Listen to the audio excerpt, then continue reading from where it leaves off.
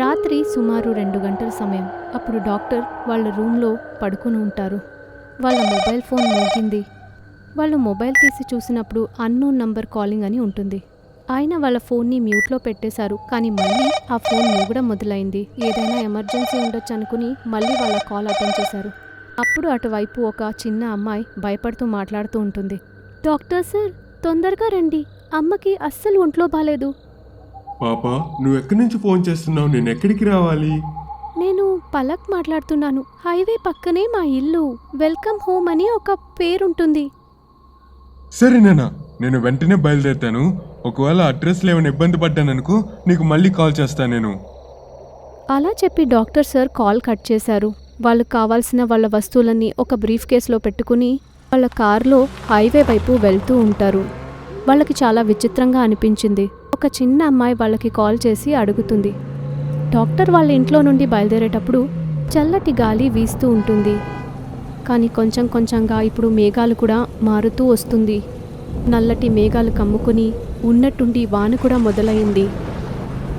Doctor సుధాన్ Singh మెల్లిమెల్లిగా కార్ని ముందు నడుపుకుంటూ వెళ్తూ ఉంటారు.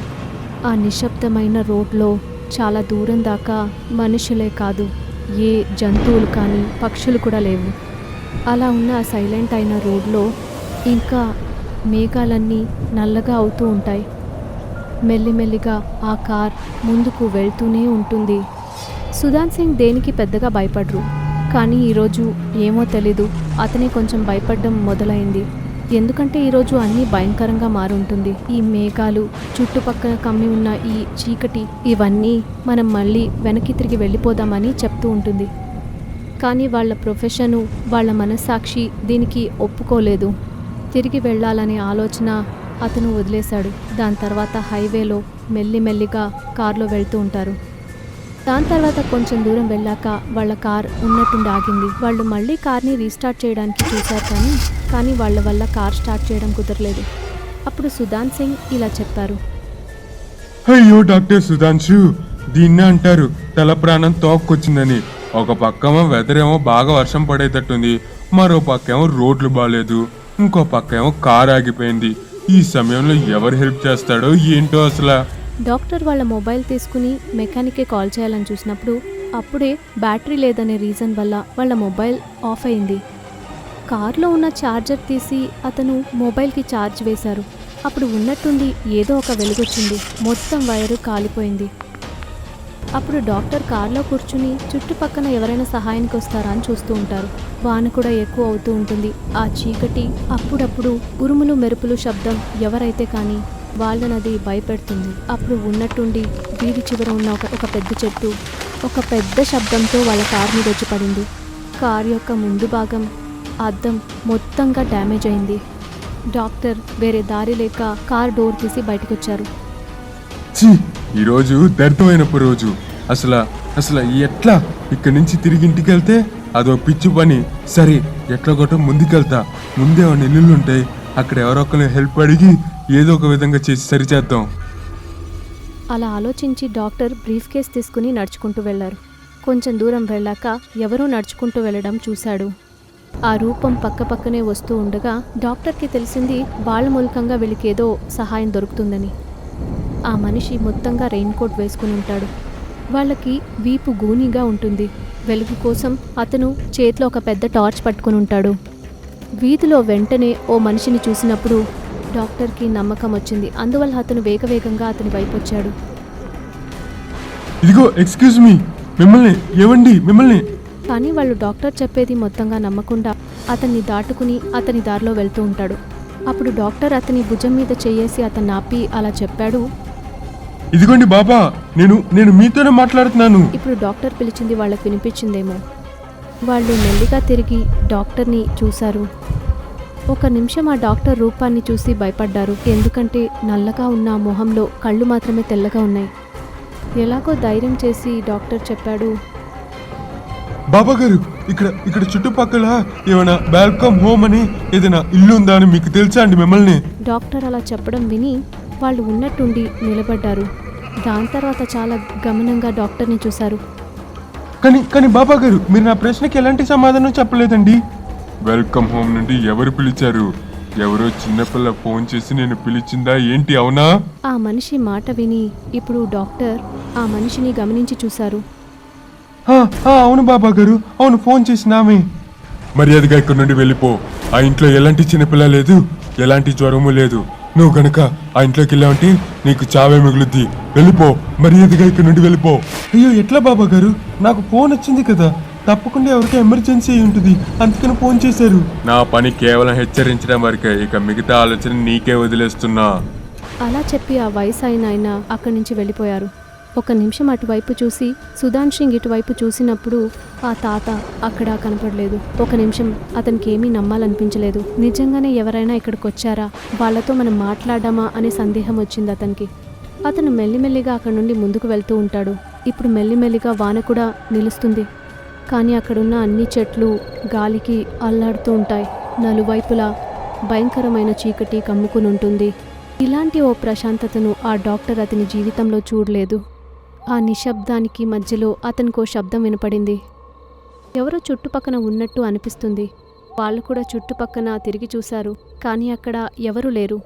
కానీ ఉన్నట్టుండి అతను తిరిగి చూసినప్పుడు అక్కడ ఒక చిన్న పాప నవ్వుతూ కనపడింది. అతను మెల్లిమెల్లిగా డాక్టర్ సుధాంష్ పక్కన వచ్చారు. డాక్టర్ సార్, నేను మీకోసమే కాచుకొనున్నాను, రండి, అమ్మకు అస్సలు ఒంట్లో బాలేదు. డాక్టర్ సుధాంషు ఆ అమ్మాయికి వెనకాలే నడుచుకుంటూ వెళ్లారు. అడవి దాటి ఓ పెద్ద మైదానం ఉంటుంది. దాన్ని దాటుకుని వెళ్ళినప్పుడు ఓ అందమైన భవనం ఉంటుంది. అడవి మధ్యలో ఇంత అందమైన భవనాన్ని చూసి డాక్టర్ నిజంగానే షాక్ అయ్యారు. ఆ ఇంటి మీద పెద్ద పెద్ద అక్షరాలతో వెల్కమ్ హోమ్ అని రాసి ఉంటుంది. ఆ ఇంటికి ఓ పెద్ద వుడెన్ తలుపు ఉంటుంది. డాక్టర్ ఆ తలుపులో చేయి పెట్టగానే అది ఓపెన్ అవుతుంది. అది చాలా పెద్ద హాల్. చాలా విలువైన వస్తువులతో అది అలంకరించబడి ఉంటుంది. ఆ హాల్లో లేని వస్తువు అని ఏవీ లేదు. ఆ ఇంటిని అంత బాగా అలంకారం చేశాడు. డాక్టర్ ఆ అలంకారాన్ని చూసి చాలా షాక్ అయ్యారు. అప్పుడు ఆ అమ్మాయి అక్కడికి వచ్చి, అమ్మ దగ్గరికి వెళ్తాం రండి అలా అని తీసుకెళ్తారు. డాక్టర్ మెల్లిమెల్లిగా ఆ అమ్మాయి తీసుకెళ్లిన రూమ్కి వెళ్ళారు. ఆ రూమ్లో చాలా అందమైన ఒక అమ్మాయి మంచం మీద పడుకుని ఉంటుంది. ఆమె వెంటనే పడక నుండి లేచి మెల్లిమెల్లిగా డాక్టర్ వైపు నడుస్తూ వచ్చింది. మీరెవరు, ఇక్కడికెలా వచ్చారు? అండి, నా పేరే సుధాంశు.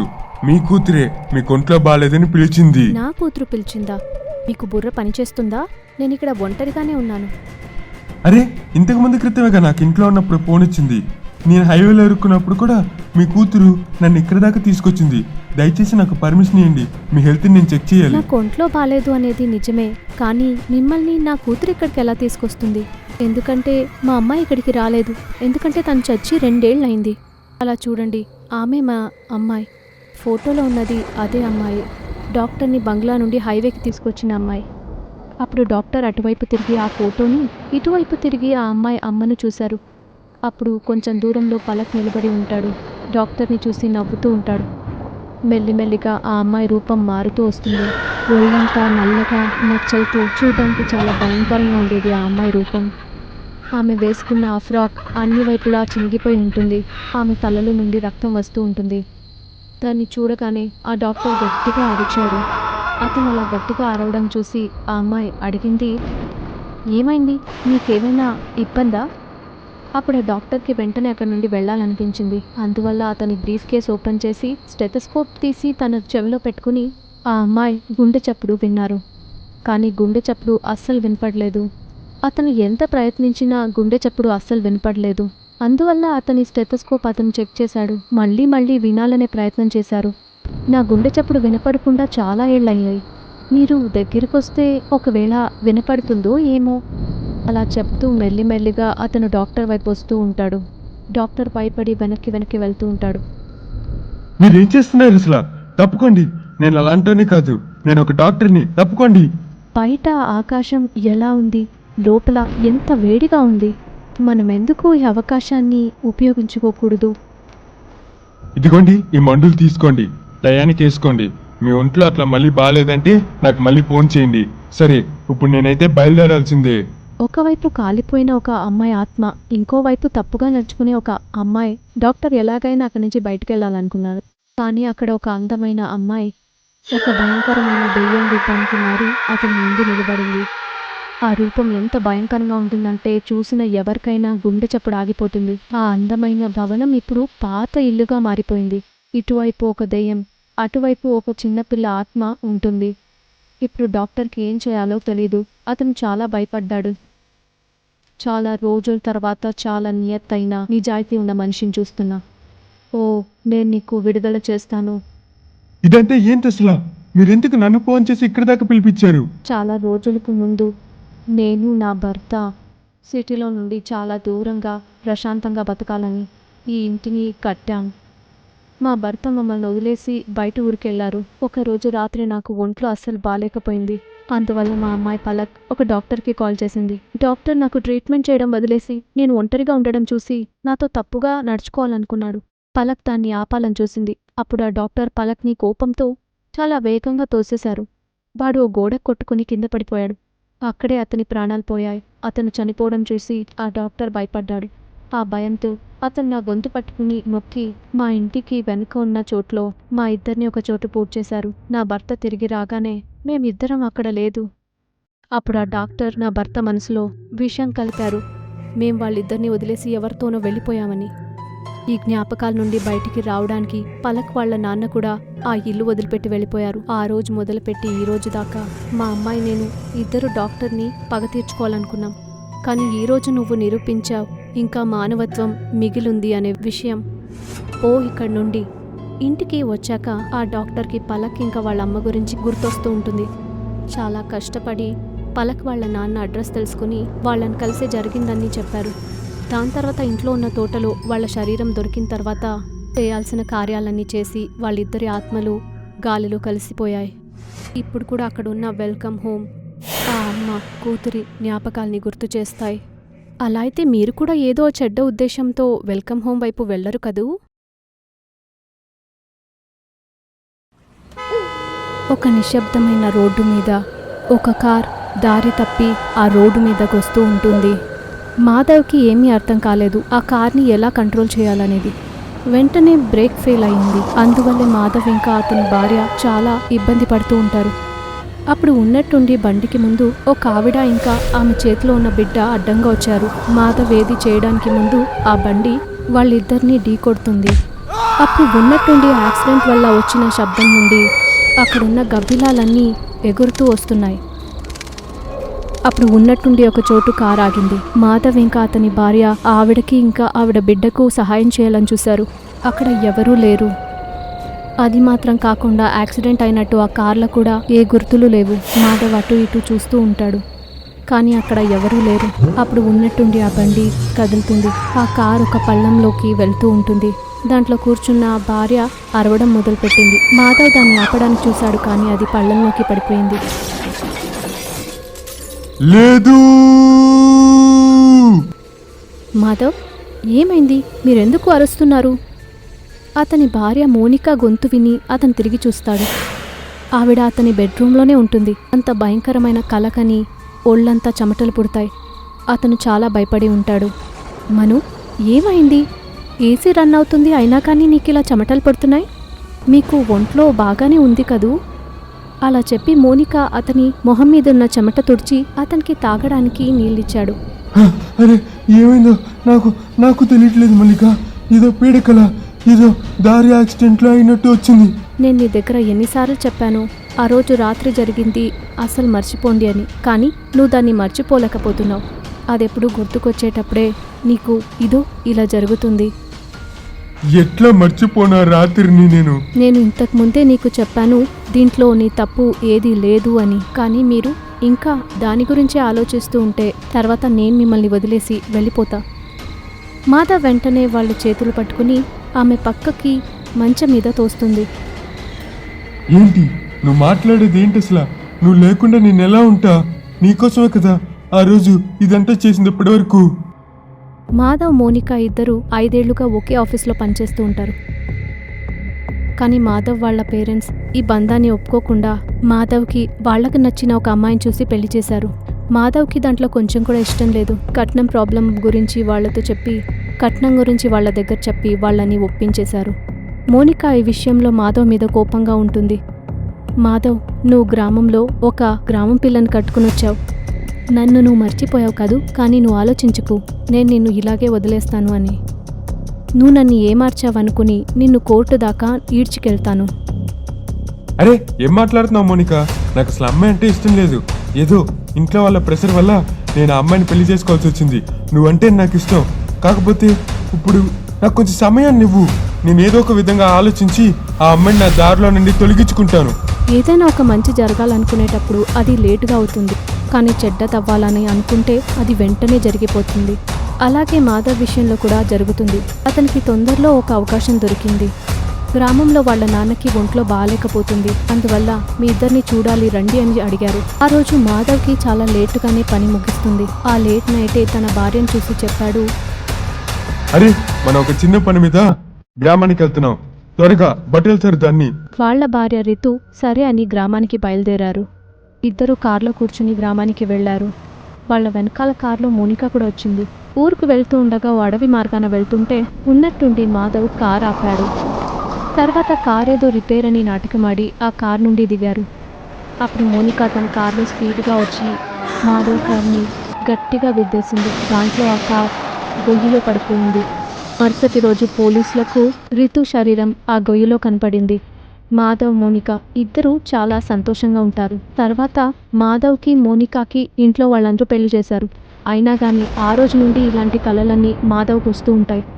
మాటి మాటికి మోనిక అదే చోట్లో చనిపోయినట్టు కలలో వచ్చి భయపెడుతూ ఉంటుంది. మాధవ్ న్యూస్ పేపర్లో చూశాడు, ఎక్కడ వాడు రితుని చంపి ఉంటారో అదే చోటులో ఓ ప్రేమికుల జోడీ చనిపోయి ఉంటుందని. కానీ వాళ్ళు చనిపోవడానికి కారణం ఏమంటే వాళ్ళిద్దరూ భార్యాభర్తలు కాదు.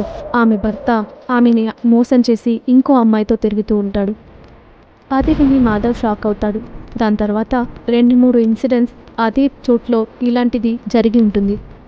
అందువల్ల అటువైపు వెళ్తున్న అందరికీ అక్కడ ఏదో ఉంది అని అనిపించడానికి మొదలైంది. కొంతమంది ఆ రూపాన్ని చూసినట్టు చెప్తారు. దాని తర్వాత రాత్రుల్లో ఆ దారిన వెళ్ళడానికి జనాలు అంత ఇంట్రెస్ట్ చూపెట్టలేదు. కొంతమంది ఆ దారిలో వెళ్తూ ఉండగా చాలా కష్టపడి ఆ రూపాన్ని చూసి ఉంటారు. పోతూ పోతూ ఆ దారిని ఒక శ్మశాన దారిగా అందరూ చెప్తారు అని చెప్పుకుంటూ ఉంటారు. మాధవ్, మోనిక ఇద్దరు అక్కడ నడిచే ఇన్సిడెంట్స్ అన్నీ వింటున్నప్పుడల్లా రితు జ్ఞాపకాలు వాళ్ళకు వస్తాయి. ఇద్దరు నెమ్మది లేని జీవితం గడుపుతూ ఉంటారు. ఒకరోజు మాధవ్కి వాళ్ళమ్మ చనిపోయినట్టుగా ఒక ఫోన్ కాల్ వస్తుంది. వేరే దారి లేక మాధవ్ ఇంకా అక్కడి నుండి ఊరికి వెళ్ళాలి. మోనిక, మనం ఇప్పుడే మన గ్రామానికి వెళ్ళాలి. ఇప్పుడు ఈ రాత్రి సమయంలో మనము పొద్దున్నే బయలుదేరచ్చు కదూ? నువ్వు రావాలనుకోకపోతే రాకు, నేను తప్పకుండా వెళ్ళాల్సిందే. మాధవ్, నాకు రావడం ఇష్టం లేకుండా రాను అని చెప్పలేదు. నీకు తెలుసు కదా నేను దేని గురించి భయపడుతూ ఉన్నాను అని. మనం ఏ దారిలో వెళ్ళాలో ఆ దారిలోనే కదా. అలా చెప్తూ ఉండగానే మోనిక వాళ్ళ కంట్లో భయం బాగా కనపడింది. అది విని మాధవ్ కూడా కొంచెంసేపు సోఫాలో కూర్చున్నాడు. దాని తర్వాత అతను లేచి అతని రూమ్లోకి వెళ్ళాడు. దాని తర్వాత కొంచెంసేపు ఆలోచించి అతను మోనిక దగ్గర ఏమో మోనిక, నీకేమైనా అనిపిస్తుందా ఇదంతా ఆ రీతు ఆత్మ జరుగుతుందని? ఈ దెయ్యాలు భూతాల మీద నాకు అంతగా నమ్మకం లేదు, కానీ మనం చేసిన పాపం మళ్ళీ తిరిగొస్తుంది. నాకు తెలిసి మనం చేసిన పాపం మళ్ళీ తిరిగొచ్చిందనుకుంటాను. సరే, ఏదైతే అయింది. 600 సరే, నేను ఖచ్చితంగా ఈ రోజు మా గ్రామానికి వెళ్ళాల్సిందే. అది ఆ దారి గుండంగా. నువ్వు ఏమైనా అనుకో, కాకపోతే ఇప్పుడు నువ్వు నాతో వస్తున్నావా లేదా అది మాత్రం చెప్పు. నేనైతే తప్పకుండా వెళ్తున్నాను అక్కడికి, అర్థమైందా? కొంచెం సేపు ఆలోచించిన తర్వాత మోనిక మాధవ్తో వెళ్దామంది. మోనిక, మాధవ్ ఇద్దరూ కార్లో అక్కడున్న గ్రామానికి బయలుదేరారు. కొంచెం దూరం వెళ్ళాక ఆకాశంలో మార్పులు కనపడ్డాయి. దారిలో భయంకరమైన గాలి వీయడం మొదలైంది. అందువల్లే బండి నడపడానికి కష్టమైంది. దాని తర్వాత ఉన్నట్టుండి అక్కడ గాలితో పాటు వాన కూడా వస్తూ ఉంటుంది. ఆ వాన యొక్క వేగం ఎంత ఉంది అంటే మాధవ్ వేరే దారి లేక ఒకవైపు బండి ఆపాడు. అతను వైపర్ మూలకంగా ముందున్న గ్లాస్ని తుడుస్తూ ఉంటాడు. అప్పుడు హెడ్ లైట్ ఉన్నట్టుండి ఆఫ్ అయి ఆన్ అవుతూ ఉంటుంది. అప్పుడు మోనిక గ్లాస్ నుండి బయటికి చూసినప్పుడు ఎదురుగా ఒక రూపం నిలబడి ఉంటుంది. ఆమె అటు ఇటు చూసింది. కరెక్ట్గా బండి అక్కడే నిలబడింది. ఎక్కడంటే వాళ్ళు రితుని ఎక్కడ హత్య చేశారో అక్కడ. అప్పుడు మోనిక మాధవ్ చేయి పట్టుకుంటుంది. కానీ మాధవ్ ఉన్న చోట్లో రితు ఉండి నవ్వుతూ ఉంటుంది. దాన్ని చూసి ఆమె మాధవ్ మీద ఉంచిన చెయ్యి తీసేసి వెనక్కి తిరిగి చూసింది. మాధవ్, ఇది ఇది ఆ రితునే కదూ? మాధవ్ ఇలా అడుగుతూ ఉన్నప్పుడు మోనిక ఉన్న చోట్లో వాడికి రితునే కనబడుతుంది. దాన్ని చూసి మాధవ్ మొహం భయంతో వాడిపోయింది. నన్నే వెతుకుతున్నారా మాధవ్? చూడండి, నేను ఇక్కడే ఉన్నాను. అలా చెప్పి రితు అతని పక్కకొచ్చి మాధవ్ భయపడి కారు వదిలి బయటకొస్తాడు. మెల్లిమెల్లిగా వాన కూడా ఆగిపోతుంది. చిల్లని గాలి వీయడం మొదలైంది. ఆ చల్లటి గాలి వీయడంలో కూడా మాధవ్కి చెమటలు పడుతూ ఉంటాయి. మాధవ్, నీకెందుకు చెమటలు పడుతున్నాయి? దేనికి చెమటలు పడుతున్నాయి? అన్నీ చల్లగా ఉండడంతో. రా, నీ చెమటను నేను తుడుస్తాను, రా. అలా చెప్పి రితు మాధవ్ దగ్గరికి వస్తూ ఉంటుంది. మాధవ్ భయపడి వెనక్కి వెళ్ళిపోతూ ఉంటాడు. కానీ రితు ఒక ఆత్మ మెల్లిమెల్లిగా అతని వైపు వస్తూ ఉంటుంది. వెనక్కి నడుస్తూ నడుస్తూ మాధవ్ ఒక చెట్టుకి గుద్దుకుంటాడు. రితు యొక్క ఆత్మ వాళ్ళ పక్కనే ఉంటుంది. రితు చెయ్యొచ్చి మాధవ్ చెమటను తుడిచివేస్తుంది. కానీ దాని తర్వాత ఆమె చేతిలో ఉన్న పొడుగాటి గోళ్లతో మాధవ్ మొహాన్ని గోర్లతో గీకడం మొదలుపెట్టింది. అతని మొహంలో రక్తం రావడానికి మొదలైంది. అతని మొహంలో నుండి కారుతున్న రక్తాన్ని రితు ఆత్మ చేతిలో పట్టుకుని చాలా గట్టిగా నవ్వుతూ ఉంటుంది. రితు మొహం అప్పుడు ఆ నవ్వులో ఇంకా భయంకరంగా కనపడుతూ ఉంది. దాన్ని చూసి మోనిక వెనక్కి వెళ్తూ ఉంటుంది. రితు యొక్క ఆత్మ వాళ్ళ వైపే వస్తుంది. రితు యొక్క ఆత్మ వాళ్ళ వైపు వెళ్ళగానే చేయి చాపి ఆమెని గాల్లో ఎగిరేటట్టు చేసింది. మోనిక చాలా గట్టిగా అరవడం మొదలుపెట్టింది. ఆ సైలెంట్ అయిన వీధిలో ఎవరికీ ఆమె అరుపులు వినపడలేదు. మాధవ్ ధైర్యంగా ముందుకొచ్చాడు. రితుని అతడు ఆపాడు. రితు, దయచేసి మోనికాను వదిలే, తనకేమీ తెలీదు. దీనన్నిటికీ కారణం నేనే. హంతకులు మీ ఇద్దరే. మీరు చేసిన తప్పులకి మీకు ఖచ్చితంగా శిక్ష పడుతుంది. రితు ఆమె చేయిని కిందికి చాపగానే మోనిక నేల మీద పడింది. దాని తర్వాత చేతిని కారు వైపు చూపించినప్పుడు ఆ కార్ మెల్లిమెల్లిగా స్టార్ట్ అయింది. ఆ కార్ వాళ్ళిద్దరి వైపే వస్తూ ఉంటుంది. దాన్ని చూసి వాళ్ళిద్దరూ భయపడ్డారు. కార్ వాళ్ళ పక్కకొచ్చి ఆగింది. కార్ డోర్ ఓపెన్ అయింది. ఇద్దరూ లోపలికి వెళ్ళిపోయారు. ఇద్దరు వాళ్లే వెళ్ళి కార్లో కూర్చున్నప్పుడు కార్ డోర్స్ వాటికవే మూసుకున్నాయి. ఇద్దరు కార్ డోర్లు తీయడానికి ప్రయత్నించారు, కానీ ఇద్దరూ తీయలేకపోయారు. తర్వాత ఆ కార్ నేరుగా ఆ పల్లం వైపు వెళ్తూ ఉంటుంది. ఇద్దరు అరిచే శబ్దాన్ని విని రితు చాలా సంతోషపడింది. ఆ కార్ పల్లంలో పడిన వెంటనే రితు ఒక ఆత్మ కూడా కొద్దిగా మాయమైపోయింది. ఇప్పుడు కూడా ఆ సైలెంట్ అయిన దారిలో ఎవరైనా ఏమార్చి వెళ్తూ ఉండగా రితు ఒక ఆత్మ వాళ్ళని చంపేస్తుంది. అవును, మీరు ఎవ్వరినీ ఏమార్చలేదు కదూ?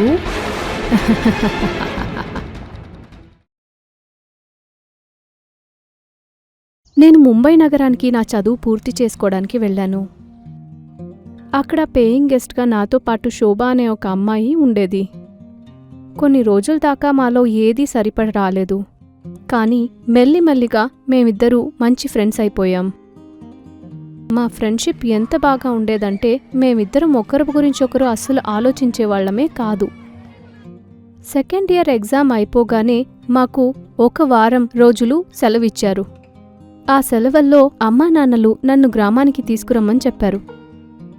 నేను ఆ విషయాన్ని శోభాకు చెప్పాను. కొన్ని రోజుల దాకా నేను గ్రామానికి వెళ్ళి రావాల్సిందే. దాన్ని వినగానే శోభ చెప్పింది, నువ్వు లేకుండా నేను ఎలా ఉండాలి? అలాగైతే నువ్వు కూడా రా, బాగా ఎంజాయ్ చేద్దాం. అలా మేమక్కడ మాట్లాడుతూ ఉండేటప్పుడు శోభ ఫోన్ మోగింది. వాళ్ళ అమ్మతో తను మాట్లాడాక చెప్పింది వాళ్ళ అమ్మా నాన్నను గ్రామానికి పిలుస్తున్నారని. దాని తర్వాత మేమిద్దరం ఆ సాయంకాలం షాపింగ్కి వెళ్ళాం. మేమిద్దరం మాకు కావాల్సిన వస్తువులు తీసుకోవడంలో బిజీగా ఉన్నాం. అప్పుడు దిఢీరని ఉన్నట్టుండి శోభ ఎవరో అబ్బాయితో ఉండడం నేను చూశాను. కొంచెం సేపటి తర్వాత శోభ ఇక్కడికి రాగానే ఆ అబ్బాయి గురించి నేను విచారించాను. శోభ అప్పుడు నవ్వుతూ చెప్పింది ఆ అబ్బాయి పేరు రితేష్ అని. వాళ్ళిద్దరూ ఒకరినొకరు ఇష్టపడుతున్నారని. దాన్ని విని నేను శోభాకు అడిగాను, ఇదెందుకు నువ్వు ముందే నాకు చెప్పలేదు అని. నేనేమనుకున్నానంటే మెల్లిమెల్లిగా రితేష్ని తీసుకొచ్చి నీతో మాట్లాడిద్దామని. కానీ ఇప్పుడే నీకు తెలిసిపోయింది. ఇంత త్వరగా నీకు తెలుస్తుందని నేను అనుకోలేదు. నువ్వు నీ గ్రామానికి వెళ్ళిరా, తర్వాత మనం చూద్దాం అతన్ని. దాని తర్వాత నేను నా గ్రామానికి వెళ్ళిపోయాను. నేను గ్రామానికి వెళ్ళినప్పుడే నా పెళ్లి గురించి అమ్మా నాన్న మాట్లాడారు. అమ్మ నా దగ్గరకొచ్చింది. మనోజ్ అనే ఒక అబ్బాయి ఫోటో నా దగ్గర చూపించి నాతో అన్నారు, ఈ అబ్బాయినే మీ నాన్నగారు నీకోసం చూశారు అని. కానీ నేను పెళ్లి వద్దని చెప్పాను. నేను చెప్పింది విని అమ్మ అన్నారు, నీకు మీ నాన్న గురించి బాగానే తెలుసు కదా, ఆయన ఏం చెప్తారనేది. నువ్వు పెళ్లి చేసుకోకపోయినా తర్వాతైనా పెళ్లి చేసుకోవాల్సిందే కదా. ఈ అబ్బాయికేం తక్కువ, బాగా చదివి ఉన్నాడు, అది మాత్రం కాకుండా ముంబైలో బతుకుతున్నాడు. నాకు ఏం చేయాలన్నదే అస్సలు తెలియట్లేదు. నేనేం చేయాలి, కానీ నాన్నగారి మాటకి ఎదురు చెప్పే ఆ ధైర్యం మా ఇంట్లో ఎవరికీ లేదు. చివరికి నాకీ మనోజ్కి పెళ్లి కూడా అయిపోయింది. దాని తర్వాత గ్రామంలో ఉండేది నాకు అలవాటైపోయింది. నా చదువును కూడా ఆపేశారు. నేను చాలాసార్లు గ్రామంలో నుండి శోభాకి కాల్ చేశాను, కానీ అతని ఫోన్ ఎప్పుడూ స్విచ్ ఆఫ్ అని వస్తుంది. నాకు శోభ మాటిమాటికి గుర్తుకొస్తూనే ఉంది. నేను అన్నిటి గురించి తనతో మాట్లాడాలని అనుకున్నా, కానీ అతని నంబర్ అస్సలు కలవట్లేదు. అలాగే కొన్ని నెలలు కూడా గడిచిపోయాయి. ఒకరోజు నేను మనోజ్తో పాటు ముంబైకి వెళ్ళాను. మనోజ్ వాళ్ళ ఇంట్లో నాకు తనకు మొదటి రాత్రి. రూమ్లో నేను మనోజ్ మాత్రమే ఉన్నాము. మనోజ్ నా పక్కకొచ్చాడు. నేనతన్ని చూసి సిగ్గుపడుతూ ఉన్నాను, కానీ ఉన్నట్టుండి ఎవరో ఏడవడం వినపడింది.